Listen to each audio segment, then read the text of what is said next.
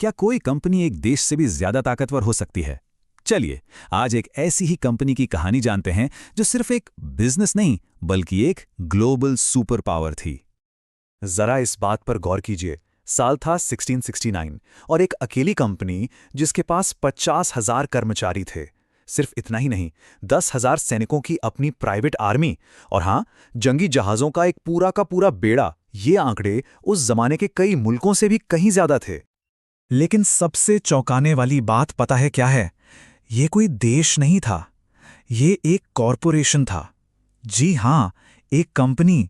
और यही बात डच ईस्ट इंडिया कंपनी की कहानी को इतना दिलचस्प और उतना ही खतरनाक भी बना देती है। तो सवाल उठता है कि आखिर ये विशालकाय कंपनी थी क्या?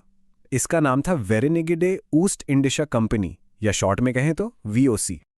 वीओसी ये सिर्फ एक व्यापार करने वाली कंपनी नहीं थी। सोचिए, इसे सरकार की तरफ से युद्ध छेड़ने, दूसरे देशों के साथ संधियां करने और अपनी कॉलोनियां बसाने तक की इजाजत थी। सीधे शब्दों में कहें तो ये एक ऐसी कंपनी थी जिसके पास एक पूरे साम्राज्य की ताकत थी। और जब किसी कंपनी के हाथ में इतनी ताकत आ जाए तो वो क्या करेगी? वीओसी ने अपनी इस बेमिसाल पावर का इस्तेमाल एशिया में अपने पैर पसारने के लिए किया, और उनका मकसद बिल्कुल साफ था।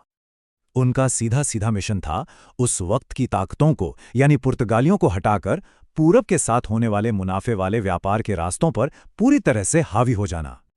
और भारत में उन्होंने ये काम कितनी तेजी से किया, इसका अंदाजा इस टाइमलाइन से लगता है। एक के बाद एक उन्होंने भारत की जरूरी तटीय इलाकों में अपनी फैक्ट्रियां डालनी शुरू कर दीं। अब जरा उन चीजों पर नजर डालते हैं जिनका ये व्यापार करते थे। मसाले, काली मिर्च, कपास, नील, रेशम, यहां तक कि अफीम भी। इन सब हाई डिमांड चीजों के ट्रेड पर एकाधिकार करके वीओसी ने इतनी दौलत कमाई जिसका कोई हिसाब ही नहीं था। तो इतनी दौलत और इतने कंट्रोल के साथ 17वीं सदी के अंत में ये कंपनी अपनी ताकत के बिल्कुल शिखर पर पहुंच गई। ये आंकड़े देखिए जरा। 150 व्यापारिक जहाज, 40 जंगी जहाज, 50,000 कर्मचारी और 10,000 सैनिकों की अपनी फौज। ये नंबर्स खुद कहानी बयां करते हैं। उस दौर में वीओसी बिना किसी शक के दुनिया की सबसे बड़ी और सबसे ताकतवर प्राइवेट कंपनी थी। लेकिन कहते हैं ना, हर उठान का एक ढलान भी होता है। इतनी आक्रामक तरीके से की गई तरक्की के साइड इफेक्ट्स तो होने ही थे। बहुत जल्द इस विशाल साम्राज्य की नींव में दरारें पड़ने लगी।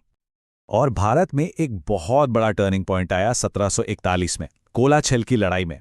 यहां त्रावणकोर के एक स्थानीय भारतीय साम्राज्य ने उस वक्त की global super power Dutch east India company को हरा दिया। ये एक जबरदस्त हार थी। इसने ये साबित कर दिया कि डच अजेय नहीं है, और इसी के साथ भारत में उनका बढ़ता दबदबा रुक सा गया। और फिर मैदान में एक और बड़ा खिलाड़ी आ गया, ब्रिटिश ईस्ट इंडिया कंपनी। अंग्रेजों से बढ़ते कंपटीशन ने वीओसी को हर तरफ से घेर लिया। इसका नतीजा महंगी और थका देने वाली लड़ाइयां, जैसे 1759 में हुगली की लड़ाई। तो एक तरफ तो बाहरी दुश्मन बढ़ रहे थे, लेकिन शायद वीओसी के लिए सबसे बड़ा खतरा कहीं बाहर से नहीं बल्कि कंपनी के अंदर ही पनप रहा था। और यहीं पर वो सबसे बड़ा सवाल खड़ा होता है कि आखिर दुनिया की सबसे अमीर कंपनी दिवालिया कैसे हो गई। देखिए, इसका कोई एक सीधा सा जवाब नहीं है। ये कई चीजों का मिला जुला असर था। एक तो वो लगातार लड़ाइयां लड़ रहे थे। दूसरा, अंग्रेजों से मुकाबला बढ़ता जा रहा था। कंपनी पर कर्ज का बोझ आसमान छू रहा था।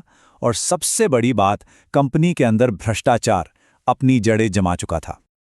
और विडंबना देखिए, लोगों ने कंपनी के शॉर्ट नेम वीओसी का एक नया मतलब निकाल लिया था।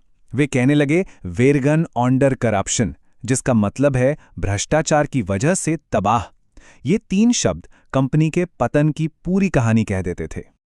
और फिर 200 सालों तक दुनिया पर राज करने के बाद साल 1800 में डच ईस्ट इंडिया कंपनी को हमेशा के लिए बंद कर दिया गया।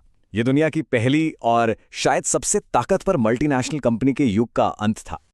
तो आखिर में ये कहानी हमें एक सवाल के साथ छोड़ जाती है।